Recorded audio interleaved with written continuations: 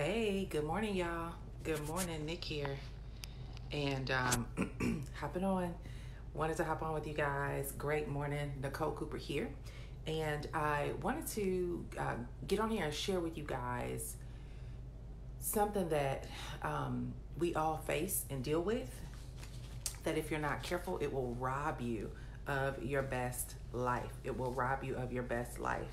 So as you guys know, I have been hopping on here, sharing with you guys. I am out on a client work trip in Houston, and yesterday we went out. And we got a lot of stuff done, and we talked about it afterwards as a team of just how phenomenal it was for all of us to just come together, pull our resources together, and really do what we did to create what we created yesterday.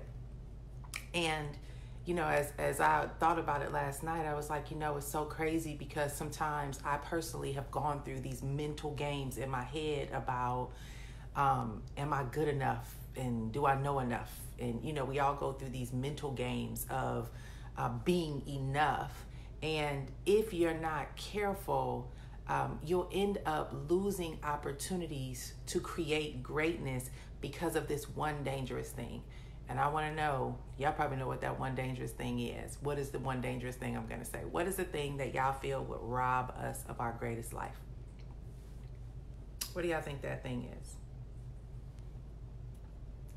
The thief of comparison. Comparing yourself to other people. And having this assumption that other people are better, smarter, sharper than you. Here's the thing, you guys. There's always going to be people that are better, sharper, smarter. But what I'm learning is that there are people within your reach that don't know anything that you know. And the best thing that we can do for ourselves is use the gifts that we have in spite of who else is out there doing it. There's this mindset now because of social media that the world is too saturated for you to use your gifts. Right? So there's assumption that if I'm a real estate agent, I may not be able to do well because everybody's a real estate agent. If I open up a tax company, my tax company may not do well because everybody has a tax company. Like, listen, everywhere we live, I think it's like 7 billion people on the earth, y'all. Everywhere we live, there is a demographic of people that don't know about the other companies that you know about. They don't know about the social media, the people who are pushing their businesses on social media that you're watching every day that you feel intimidated by because they seem to be all over social media. There's so many people locally to where you are, so many people within your reach that need your resources, so many people, so many businesses around you that need access to what it is that you have. And they're somewhere praying, asking for somebody with your level of knowledge to come and support them and help them to get their businesses going. And so I really just want to encourage you guys, stop comparing yourself. Stop comparing yourself. The more you compare yourself, the more you're telling God that he made a mistake when he created you, right? The more you compare yourself, the more you're telling God that whatever plans he had for you, they can't work because such and such got similar plans.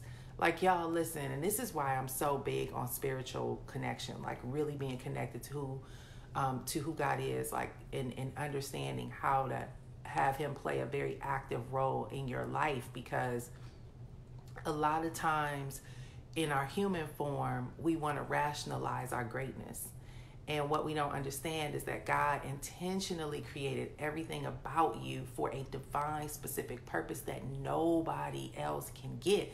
And here's how beautiful and amazing God is. If you look at your hands, guys, this is something that we have within reach every single day. Your fingerprints are the only form of your fingerprints on the face of the planet out of 7 billion people. That's how powerful God's statement is about his divine and unique purpose for your life. He gave you your own divine fingerprints. Nobody else has your fingerprints. And that means that nobody else can steal your purpose. Nobody else can steal your gifts. Nobody else can replace the assignment that God has on your life. And so we have to stop comparing ourselves. And so let me give you some tips on how to stop comparing, because I had to get honest with myself about how to overcome this struggle. The first thing you got to do, you guys, is be very mindful of who you follow on social media. Social media plays such a huge role on the psyche of the mind. Okay. There is literally a professional diagnosis in the psychology world called social media depression. And what happens now that we have social media is not that all these amazing and wonderful things didn't exist before social media. What it is that now social media puts it in our face consistently all day, every day. So that's why you got to be mindful of the algorithms. You have to be mindful of your searches, right? Because you'll notice that if you go and you're searching, and then also be mindful too that your phones are hacked. All of us with tech tools, all of this stuff is hacked. Alexa's hacked, Siri is hacked, the Amazon thing, all of those things are hacked. Your Ring is hacked. All of those things have internal chips inside of them that is actually recording everything that you say. So I have, I don't know what it is. I think it's an Amazon Echo, right? I was gifted an Amazon Echo. And when you have an Amazon Echo plugged in, you'll notice that every time you talk, the Echo is trying to hear what you have to say. So the Echo lights up when you're talking. So when I'm talking to my kids, every time I say a word, the blue light lights up. Well, in the name of technology, they act like that is designed because it's wanting to hear you say, Alexa, Alexa, right? But what they don't tell you is that all of the things that you're discussing is data for them. And so they are recording all of your data, and it's all interlinked into every system that you are on.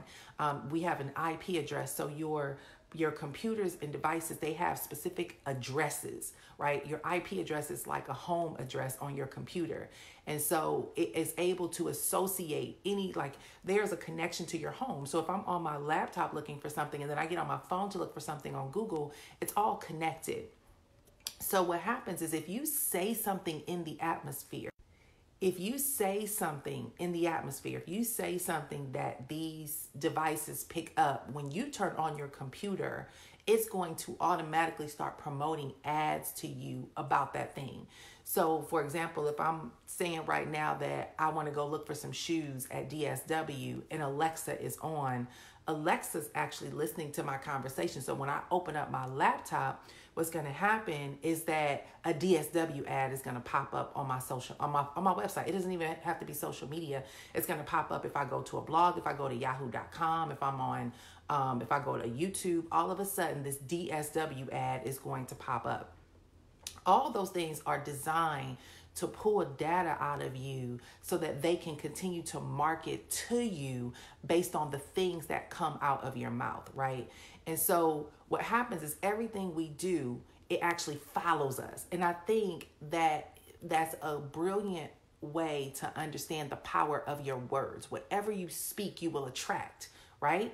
And the very thing that it's relevant now in technology, right? So the very thing you speak loudly in the real world, you put out there, now because of technology, is going to find you. It's going to be an ad that's promoted to you. You're going to end up going to YouTube and you just type in one letter and then that recommendation will pop up. And so why am I saying that? Well, it's the same thing in social media, right? If you start following people if you're following people that give you a sense of negative emotions, and it happens not because of them. Sometimes it happens because of you. It might be something about you that is intimidated, or you're struggling with some type of emotion or something like that. If you're following people that make you feel like uncomfortable, you need to unfollow them, right? If there's things that people are really pushing and promoting that you feel is conflicting what it is that you're called to do, you got to stop following them, right? If there are things that you're trying to get away from, for example, I know for me, for a season, I had to get away from this whole, just the whole chasing money culture. Like, I had to detox myself because as an internet marketer, we live our lives always looking for opportunities to create more income streams, right? And it got to a point where it was like, that's not my mission anymore. I'm not out here on a hustle and chase just to make money. I'm now looking to operate in my purpose and create impact.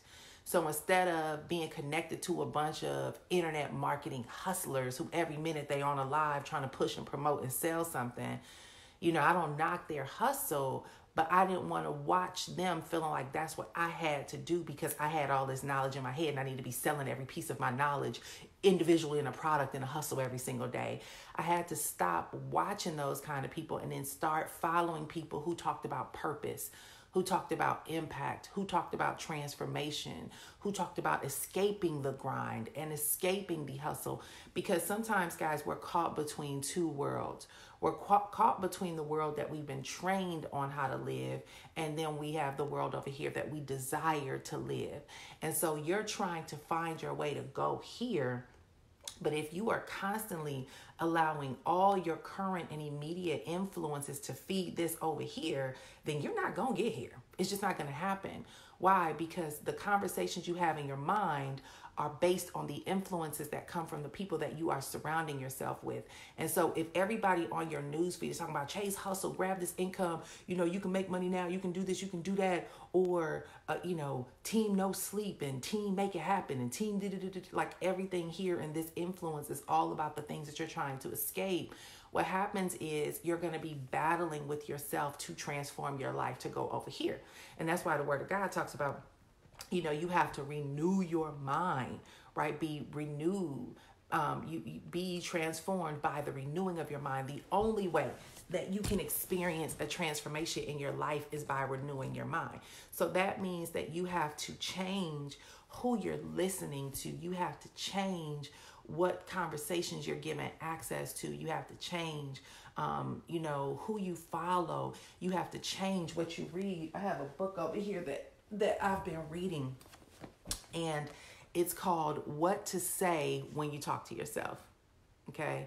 I bought it the other day. I was in Barnes and Nobles. The guy's name is Shad Helmstetter. Can y'all see that? What to Say When You Talk to Yourself. And it's called Powerful New Techniques to Program Your Potential for Success. Okay.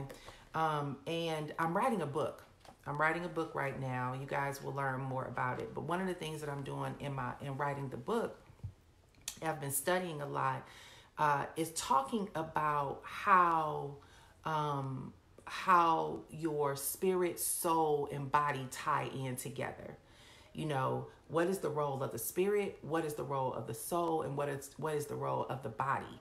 And a lot of us don't understand how that interconnect. That's why spirituality seems very spooky to a lot of people, because we don't understand that there's a process in which all of this connect. Your spirit is here, right? It's like your direct connection to God.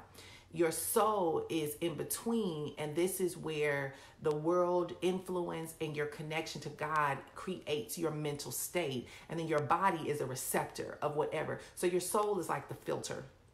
Okay, your soul is where your will, your emotions, your subconscious, your mind, all those things are connected to the soul.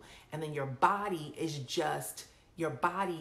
the reactionary tool that responds to the filter that whatever is being processed through the soul, right? But here's the thing. If you are not connected spiritually, then your soul is influenced by the things around you, right? If you are connected spiritually, you have God to be able to guide you. You're still going to have those worldly influences, but it allows your soul to process things from a spiritual standpoint, which can filter out things that don't belong, so that when it comes to the body, now the body can respond according to what has been spiritually downloaded in you.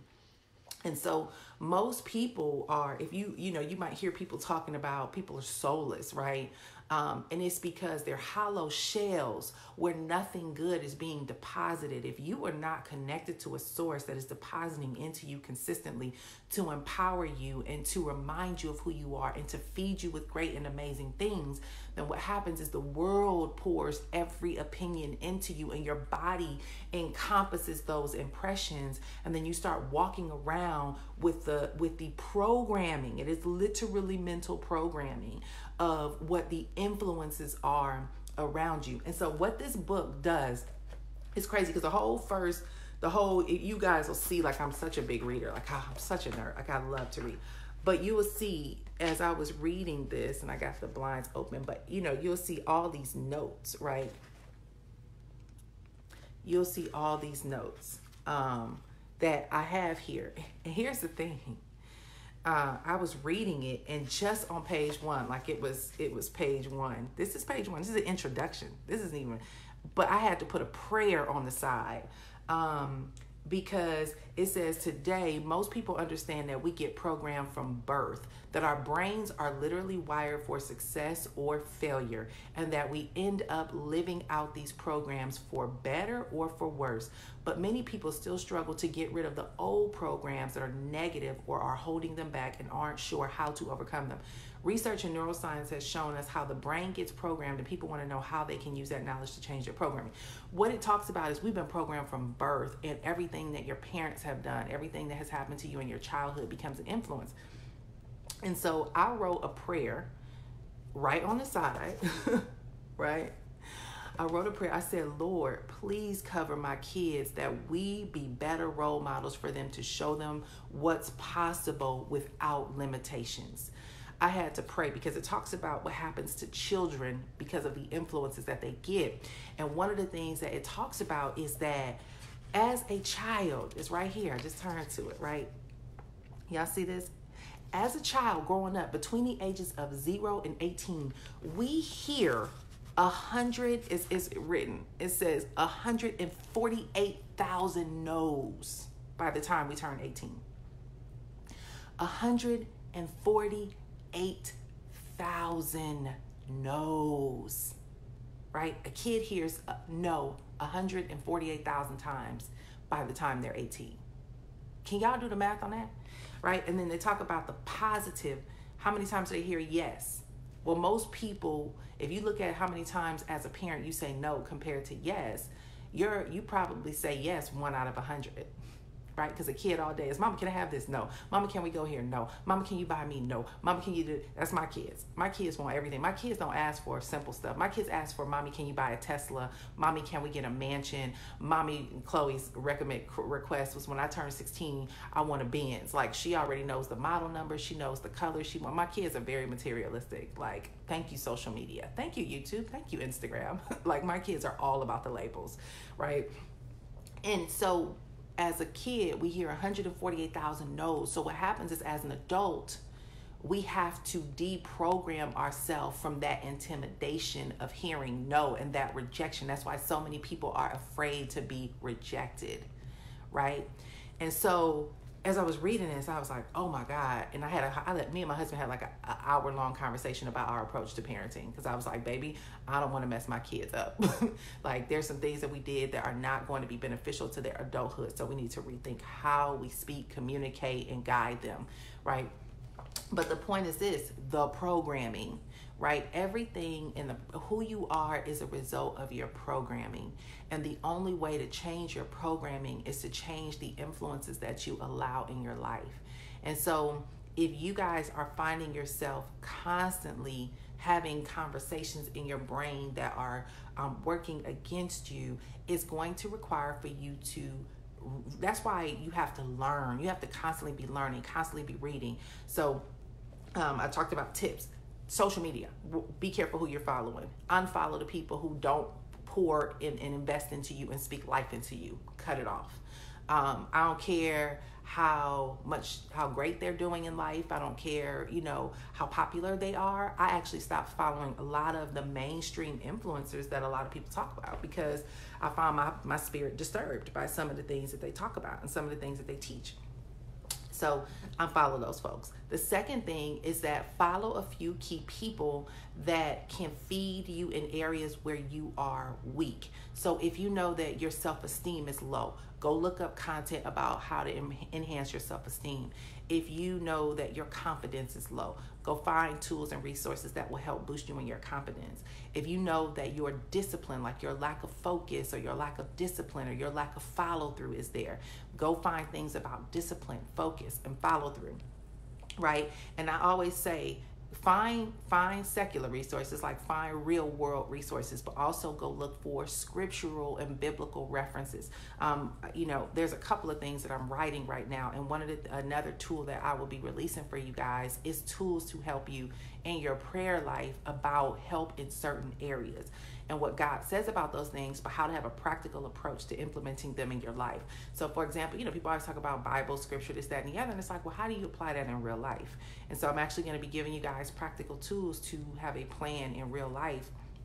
And one of them, a couple of them are, we do the prayer, we do the affirmations, but then we also have the practical steps, right? So if you, like one of the examples is if you're praying for, I have so many of them that I've written, but if you're praying for mental clarity, right? A lot of times we're like, God, I'm not clear on what I'm supposed to be focusing on. Like, what is my vision? And, like, what is my purpose? Like, I don't understand what should I see? And so I talk about that in prayer, like we do a prayer. I give you affirmations on things that you need to say to renew your mind, but I also give you practical steps that you need to keep a journal. Everywhere I go, I got a journal. These little things are, I think I've spent like $3 or $4 at a TJ Maxx or a Ross, right? Keep them everywhere you go. They always are in my purse. And the reason why is because when you're praying and asking God for clarity, he's going to give you clarity because you're going to get an idea dropped in your mind. You might be in the shower. You might be on the toilet. You might be, parking from the car to going into a building. You might be in the grocery store.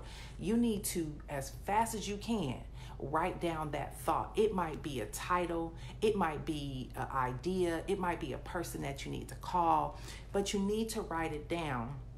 And the reason why is why the Bible says, write the vision and make it plain, because when you write it down, what happens is there is a powerful connection between what the eyes can visually see and what the brain actually processes. And so when you write it down, what happens is that now you're creating a written declaration of pursuing that thing. And then what happens too, guys, and the scripture talks about this, about when some seeds are like, say you drop seeds on stony ground, right? Like, there's like seeds that were sown. Some fell on stony ground. Some fell in between the wheat and the tare, right? Some fell into soil. What happens in the world that we live in is that God will drop things in your spirit, but immediately the world will come and, it's like the enemy will come and try to swallow up that idea. Some distraction or something will come, and all of a sudden you forgot it. Like, you can't remember it. It was in your brain. You saw it so clear, but because you didn't write it down, life happened and it swiped it up. It tried to eat it up. Or it might get locked in between the tares and the wheat. It might get locked in between the things that, what is those things? Weeds, right? It gets surrounded by the weeds, and the weeds try to swallow it up. Sometimes the weeds are people in your life that you tell your vision and ideas to, who try to knock them out of you and tell you, I wouldn't do that. That's a waste of time, right? But there are things that sometimes seeds can go into proper soil to be nurtured, to be rooted, to be grounded, and then it will blossom and grow into something amazing. You have to choose which one you want in your life. Do you want to fall on stony ground? Do you want to get lost in between the weeds, or do you want to fall into the proper soil? If you want to fall into the proper, if you want the things that God has for you to fall into the right soil, to be nurtured, elevated, you got to learn to write things down, and you have to learn to be committed to the vision that God gives you. That means that as you get these ideas, y'all, you write them down and you honor them as a deposit from God that you are going to follow through on. The reason why most people are lost and confused and don't feel like they have a vision, and they feel purposeless and they don't know what to focus on, and they feel like, I'm all over the place and I don't even know which direction to go, is because God keeps giving you stuff that you don't honor, you don't follow through on, you don't write them down, you don't pursue them, you don't put it into practice. And so God is like, I'm giving you all these gems every single day, but you brush them off and you let life happen, and you end up getting wiped out, and you can't follow through on those things. So that's another thing that you want to do, is you want to have a journal or something so that you can write it down. My phone is filled with stuff. I use my notes in my iPhone, right? And then the third thing that you want to do, guys, is try to find people to hold you accountable.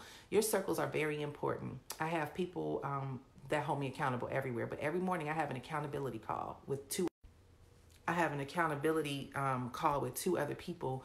I get up every morning, and at 7:30, I know we are all going to be on this Zoom call. And it's a 7-minute call, and we each go over what we're going to do for the day and what we're working on. And we have like a worksheet that we're supposed to be putting our information in, that we highlight what the focus is for the day. And so we put that in there so we can see each other's 90-day goals, and then we hold each other accountable to making it happen. And the reason why is because life happens. Some days you feel like it, some days you don't. But when you know somebody is expecting for you to show up, it makes a significant difference. And so you have to start getting to a place, guys, where you are intentional about your life. I've been hanging out with one of my clients for the past couple of days. I've known her for many, many years. And it's just amazing, the energy of being around the right people. I live in a city where I feel like it sucks the life out of me. I was telling my husband, I was like, this city, the energy over this city is hard for me, right? But the minute I got to Houston, it's like, yo, what's up? Like, I believe in energy. And so it's amazing of just the difference of feeling energetically by being around the right people, being around the right energy and all of that. So you have to be intentional about your life, because everybody's not struggling. Everybody's not broke. Everybody's not lost. Everybody's not hopeless. Everybody's not having a hard time. Everybody's not battling with the elements of life. There are people who are truly living in the fullness of their purpose. And it's because they're very intentional about it and they work very hard to sustain it. And so we just have to make different choices. So I say all that to say, stop comparing yourself. It is the thief of your destiny. It is if you're not careful, it will be the mental sabotage to your legacy, because if you are adopting and enabling all these things to be processed through you, your children are being fed that. Because whatever you think and believe, you're feeding it to your children, which means that now they're going to have to spend their entire lives trying to deprogram themselves for things that you allowed to come into your doors. So be very careful, y'all. Be very protective of who you are. Be very protective of your destinies. And that's what I want to share with you guys today. All right. So I got to get my day started and have tons of stuff to wrap up here in Houston. But don't let the thief of comparison into your life. Begin to make some massive shifts so that you can actually finally be able to walk into the fullness of who God has called you to be. That is my prayer for you guys today. And yeah, that's what's happening. So you guys know I'm launching the lifepurposeschool.com, thelifepurposeschool.com. Make sure that you guys go and sign up and get on the waiting list over there so that you can be notified when we open up our doors, because these are the kind of things that we'll be talking about. So, if you felt like this video helped you, share it and spread it around, and sign our list at thelifepurposeschool.com, because that is the next big project that we will be rolling out and opening up the doors to. And then we're also going to be doing like workshops. I actually have a retreat in Jamaica coming up. Y'all reach out to me if you're interested in coming to a transformation retreat. It is all about really getting together and helping people to come up with a proactive plan for their life to reach their goals. So we'll talk about that. But that's that. So make sure you guys go on over to thelifepurposeschool.com, get on the waiting list, and I will be showing up as much as I can to really drop these nuggets for you guys. All right. Have a great and awesome day, and we'll talk soon. Bye, y'all.